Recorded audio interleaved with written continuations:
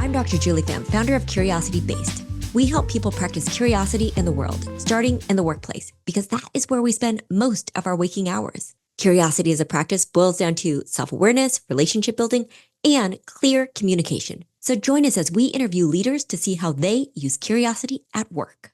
Hi, welcome. I'm Julie Pham. This is the Curiosity at Work podcast. Today, we get to chat with Melodie Reynolds, who is the CEO and founder of Elate Beauty. Welcome, Melodie. Oh, thank you so much, Julie. Thanks for having me on.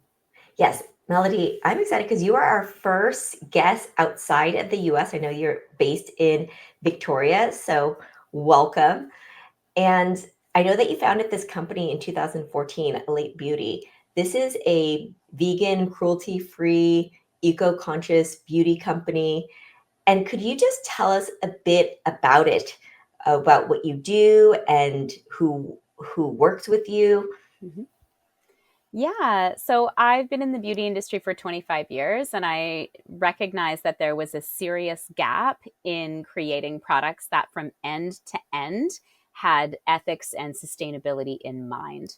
So when you think about a lipstick product or a foundation product, if those are things that you use, or even toothpaste, let's use that as an example because that is ubiquitous.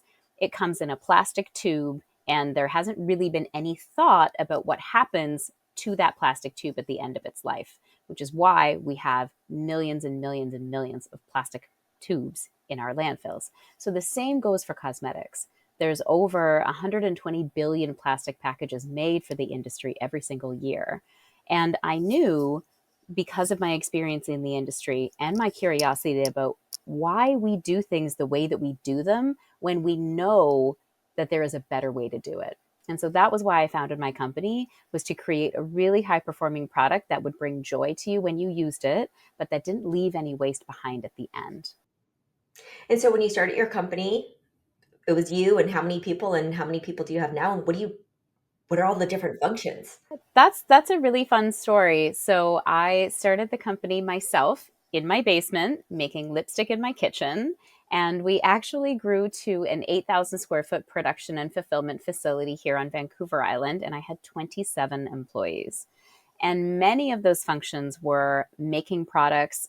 I do the R&D, and then of course I have chemists that worked with me. We had a production team that made products. We had a fulfillment team that actually boxed those products up and shipped them out.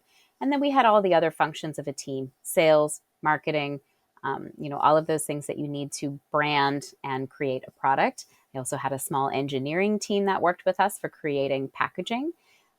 However, very recently, as in last year, we decided to outsource many of our functions. Running a warehouse yourself as an independent business is quite a task.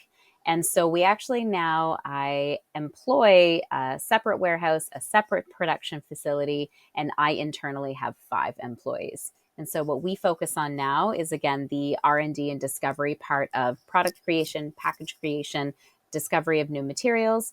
We have a sales team, we have a marketing team, and then we actually have what we call our community outreach team, and they handle things like customer support and helping us out with events.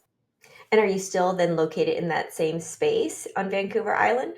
No, so we all work remotely. And so I have myself and one employee here on Vancouver Island. And we actually have a small location that we work out of together. Then I have employees in Vancouver, Toronto, and sort of the other outlying areas in Ontario. And we do have a couple of contractors that work in the States as well, but we're really a fully remote team. And that's a really interesting way to work when you go from having 27 people in person in one building to then having people kind of scattered. And so it's really interesting, the differences that we've noticed in how we collaborate together.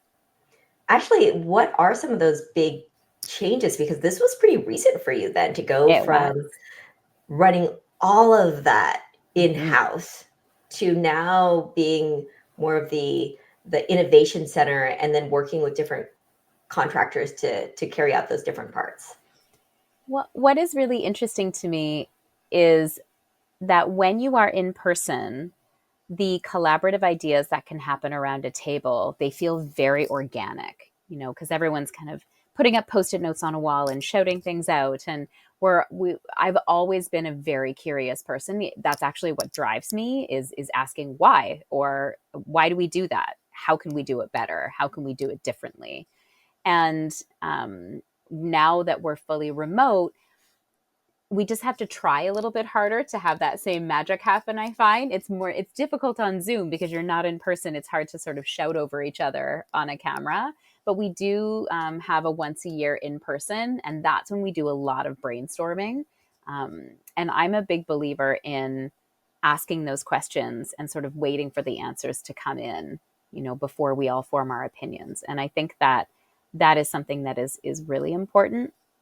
The key difference that I've noticed, though, is one of the issues that I did find, trying to foster a sense of curiosity with such a big team, was that for certain individuals, there was some fear behind sharing their ideas with the group.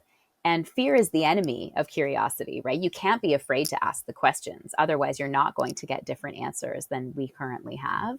And so that is something that I've noticed with a smaller team and, with a more remote work environment. When we're trying to solve a problem, when we're trying to create something new, I send out all the things that they might need or want ahead of time so they can think about it. And then when we come to the table, we still have that sort of off the cuff idea generating, but it's just a little bit more, we remove that barrier of fear because they've kind of had time to think about it and write things down. I'm a big fan of giving people prep work and giving people time to process before you come to the table and have those discussions. And it's interesting in my facilitation work, the rule is the bigger the group, the less discussion Yeah, because of that absolutely. fear that you're Hmm. talking about. And just even the hesitation of what will other people think about my ideas. Melody, when you were describing the warehouse where people did everything in this one place, I was actually pretty surprised because that must be pretty unusual nowadays for small companies to manufacture everything from A to Z. Yeah, it absolutely is. And really that was what drove my decision, was being in this giant space in this warehouse and with our offices, and walking around wondering to myself, is this the best way to do this? Am I the best person to be running these processes? Because we kind of make decisions as business owners as necessary, right? And I think at that point in my business, what I realized was that I am not the expert at this. Yes, I've been doing it for 10 years, but I'm not the expert. And I can even look around and see little inefficiencies and see things that could probably be done better.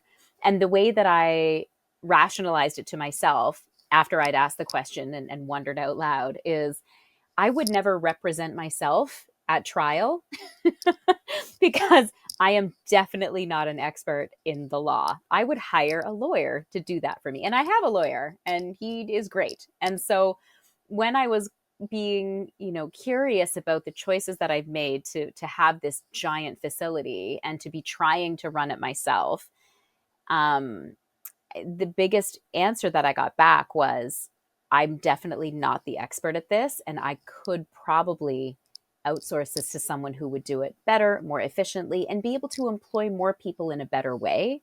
Because part of building up a business like that and having that many employees is, like, we were growing so quickly, it was almost like off the cuff. We're like, oh, yeah, you're in this department now. And oh, I guess you're a manager now. And so I really had to pull myself in and ask that hard question of, did I make the right choice doing it this way all these years?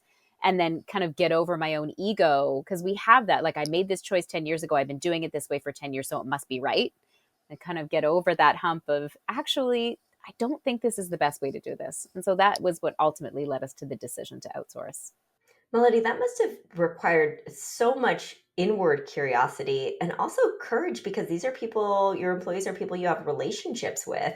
And so it must have been really hard to tell them that you're making this change. It was. And I think it was hard only because, yes, we think about the people that work with us, and you become close, you understand how their lives are, and you don't want to be the person who is potentially taking their job away. And so when I first started asking these questions, about how we would be able to continue doing business into the future, that was the number one thing that I had to shore up and think about the most is, does it make sense to continue doing business this way simply because I want to continue employing people? And it really didn't. And the reason is because I had fantastic people. My team were incredible humans, but none of them were experts at what they were doing. And I think that that is was the biggest indicator to me, is that every meeting that I had with groups and individuals, as I was gathering evidence and as I was thinking about this decision, there wasn't a single person that said, "Oh no, that means I'm going to lose my job." Not one. Every single person would sit back and go, "Yeah, you're probably right." Or, "Yeah, I hadn't thought about that before, but it would be better to do it this way." And so it was really freeing to have, not to have people say, "Oh, good, I'm going to lose my job," but to have people understand that the way that we were running the business wasn't sustainable to move it into the future. And so, it did take it was a longer process of sort of eliminating certain positions and then moving people around. And in the end, I'm really proud of how it played out, because I don't think there was a single person who felt that they were eliminated because of this change. It was almost like it was natural for them to move on to something new. Hmm. Melody, that's a great example of practicing curiosity when it is hard, because Mhm. there are people's, what you think might be their livelihood. Oh my gosh, they're going to lose their job. And yet, actually, when you bring up the tough conversations, you find, oh, they're reacting in ways that I didn't expect. And yet, how often do we hold ourselves back from even engaging in certain conversations because we're afraid of how people will react? Absolutely. I think that's something we do a lot as leaders. And because no one likes conflict, right? No one likes to be the bearer of bad news. No one likes to feel like they're the bad guy. And so we do sometimes avoid conversations that ultimately, with the right care, can be really positive at the end. And I can imagine that conversation is something that a lot of people in small manufacturing, they have to confront too, that they're also saying, is this the best way for us to be running our business? Or should we be outsourcing it and giving this work to people who are experts at that? Hmm. It, And I think it's not just the expertise; it's the efficiency, right? Because for us, sustainability is one of our core ideals. It's our core value within our company. We want to, lead the way and blaze the trail for the beauty industry in terms of innovation and environmental protections, and making sure that we're doing things as well as we possibly can. And so when you look at more efficient operations, they are more sustainable. They use less water, they create less waste. And so it really makes a lot more sense to think about how you're doing things day to day from that value lens. let's talk about practicing curiosity Mhm. among your staff now. And you mentioned that you come together, that you send them information ahead of time so that they can think about it, have time to process. Is there any other tips that you would give in terms of how you foster curiosity now, especially on this team that is remote, Yeah. that is creative? I mean, what do people need to be creative actually in the beauty industry and curious?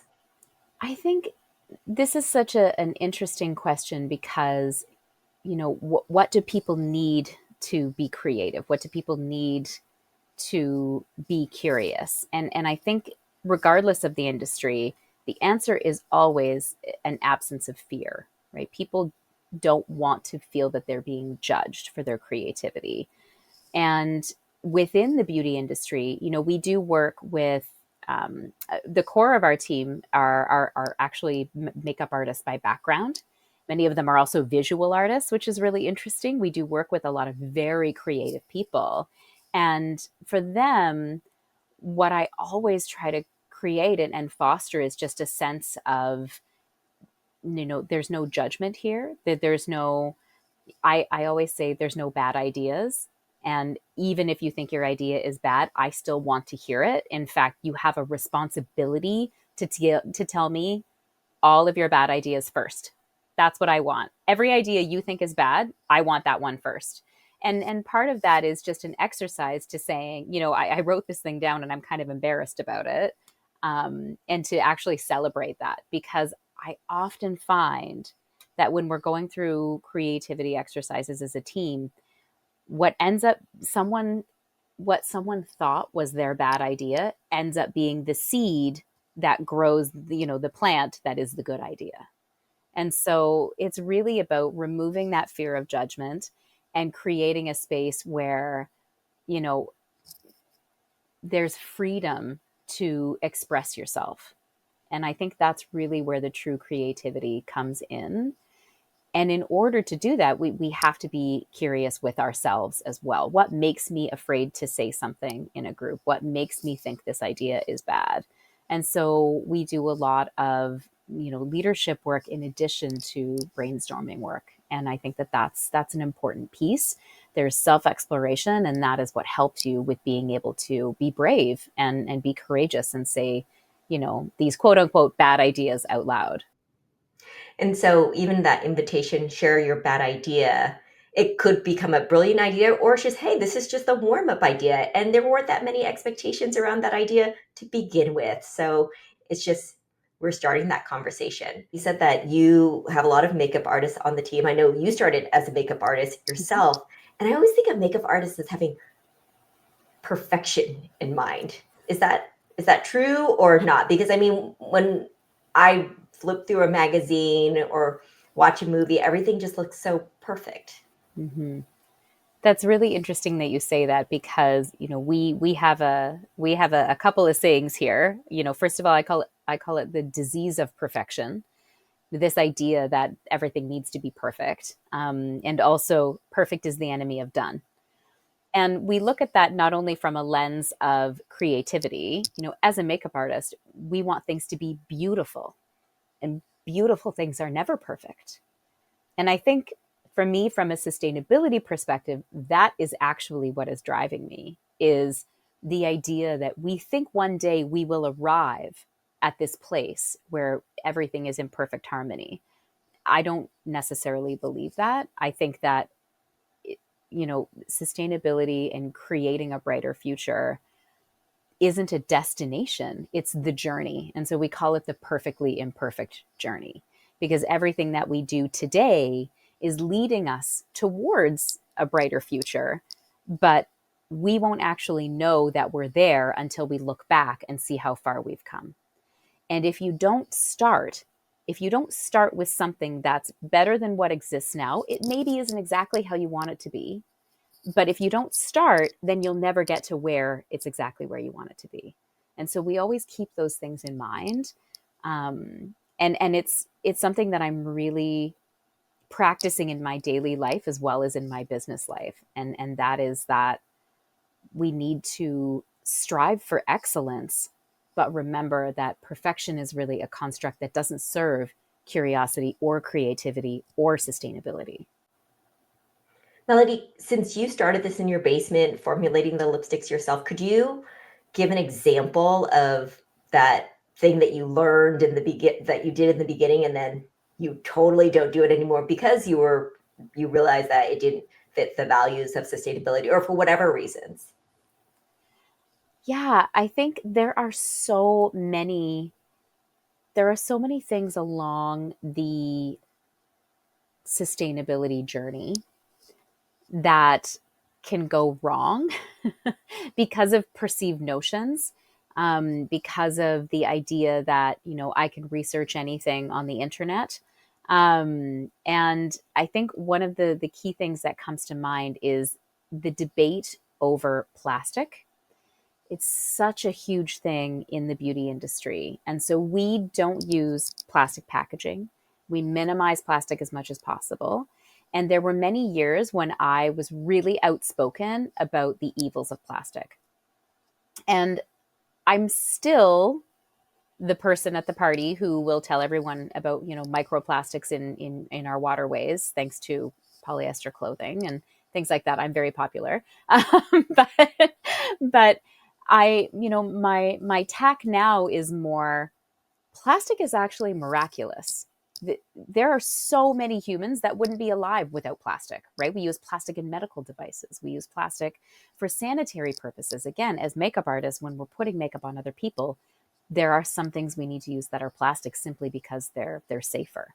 And so when I look at that particular material through my lens today, knowing what I know now, I don't have as much of a staunch, like no plastic at all. I have more of a, everything that we've ever made out of plastic still exists today. How can we repurpose that to make sure that it doesn't end up sitting in a landfill being useless? Because plastic in a landfill is useless. It doesn't actually degrade into anything useful. But if we can repurpose it without creating microplastics, then we actually don't need to make new plastic. And so it's just in those moments of realizing, oh, I used to think this, and now I've evolved, and now I think this. It doesn't mean that what I think now is the absolute right thing. Who knows? In 10 years, I may go back to saying plastic is the enemy. But I think it's all about asking ourselves those questions. Why do I think this? And how is it serving me? And is there a tool or a piece of research or a white paper or an expert that I can speak to who is potentially going to help me see this in a different way that is more useful for the world? So what I hear you saying from the aspect of your business that's a sustainability business is purity can get in the way of curiosity. This pursuit for purity of, oh, all fill in the blank is bad. And yet, what about all of the different exceptions? And so thank you for sharing that example. Yeah, my husband always says he's a Star Wars fan, that, don't be a Sith Lord because they speak in absolutes. and, and I really like that. It's a good reminder, like, nothing is ever absolutely this or absolutely this. There's so much in between that needs to be considered, and that's where curiosity is really helpful. Mhm. So next question, Melody, you went from having over 25 employees to having 5 that are remote, and you said that you're actually starting to grow again. And Mhm. so my next question is, after going through these big shifts, how do you recruit for curiosity now? Especially you're not going to see them every day. You might actually just also be doing the interviews remotely. How do you look for curiosity? I love this question so much because it lets me tell a story that I is so close to my heart, and I might get emotional, but I'll try not to because I truly am emotional about people that are curious and people that have that, like, they wear it on their sleeve. They're so curious about the world, and I just find that so incredibly charming and uplifting. And so it was when I was hiring an engineer to come and work on our um, product project, I'll call it. It was a top secret project. We were reinventing a new type of makeup compact. And my husband is actually an engineer, but he was otherwise engaged. He is an engineer here in the Canadian Navy and helps manage submarine design and things like that. So unfortunately, he couldn't come work for me. So I had to hire an engineer. I'd never hired an engineer before. I'd hired sales and operations people, financial people. I'd never had to hire an engineer before. And so I turned to my husband and I said, what do I need to look for in this person? And he said, well, you're going to get a lot of people that come in and talk about engineering in a way that might make you feel like you don't understand what they're saying. And he goes, those are not the people you want. And I said, okay. And he said, you want to look for someone who really likes making things, because that's at the heart of engineering. That's what you're doing. You're making things. And so for you, what you want is someone that's excited about making things. And I was like, okay, well, that's some good direction. So I went through all of these interviews. Some of them were in person and some of them were via Zoom. And I had a Zoom interview pop up, and it was a young man sitting in front of me. And he had all of these little trinkets on his desk. which I didn't comment on. We went through, all the regular interview questions, and then we kind of got to the end, and he asked me questions, and then we were, okay, thank you very much. This was a great conversation. And then I said, can you tell me about what's on your desk? And he looked a little surprised for a minute. Like, I kind of thought that maybe he had not had time to clear his desk off before he got on the interview. So he paused for a minute and then went, actually, yeah, can I show you this? And it was these little jewelry boxes that he had made with his 3D printer that he had purchased, that he had made for his sisters. So in this very short, like 5-minute conversation that wasn't about the interview at all, I learned he had 4 sisters, that he loved making things for them, that they were always asking him to make things for them, that he bought himself with his own money a really nice 3D printer, and that he was using that 3D printer not only to make things for his sister, but also to like iterate ideas that he had for different little engineering projects. And so that's who I hired because not only was it the fact that he'd done all these things on his own, very recently after graduating from engineering program in university, but that he was curious enough to go out and spend his own money on a new type of machine. And he was excited enough about making things that he was doing it. So his entire desk was covered in little widgets and gadgets and things like that. The fact that he had sisters that he did things for was obviously just a great benefit. But that moment, and then my experience after that, working with him, completely changed the way that I interview and hire people. So now, instead of like a set of questions, or looking for them to ask me questions, everyone's going to ask you questions in an interview. That's not necessarily a demonstration of curiosity. What I want to know is, what do you do for fun? What do you do outside of work? And in those little tidbits, you can gather a picture about someone who is curious about life, curious about themselves. And those are the things that make for really good and strong employees. And now you can also see the benefit of doing the interview remotely if you can get some insight into their world too, because if he had come to your office, you wouldn't have been able to see that and to be able to comment on that. That's such a good point. You're right. I don't think he would have brought a little trinket into his interview. So it was really interesting to have that be how we discovered that about him. And actually, I'm curious because you'll probably be the only beauty industry executive I talk to. What are some characteristics of people who are attracted to working in the beauty industry? That is such a good question. As I mentioned, we have makeup artists that work with us because we're a makeup company. So we make the product that they want to use. But ultimately, many of them don't work for us in that capacity. They work for us in things like education, marketing, sales, because they love creating something new. They love the communication and the storytelling of why we use beauty products. And they, of course, love our values that we're trying to create a brighter future for beauty with less waste. And when it comes to, our operations side, our finance teams and our operational teams and this engineering team, what I really found was that, again, it was people that were attracted to our values and attracted to our mission. So we are a beauty company, we make cosmetics, but at the end of the day, we're trying to reinvent a century-old industry by asking the question, why have we done things exactly the same since this product was invented? Why does the package look exactly the same? Why are the ingredients the same? When we know there are better, safer alternatives for people and the planet. And so I really find that we do tend to attract people that are interested in making change, in living their values through their everyday work, and who are curious about how we can make the world a better place. And I can also imagine that people who are also really attracted to the story, the mission, because Melodie, you do a really great job on social media telling your story and about sharing the mission of Elate. Which, by the way, I just have to share. I love my brow pencil. It's so easy to use, which is important because I don't use that much makeup. So right, yeah.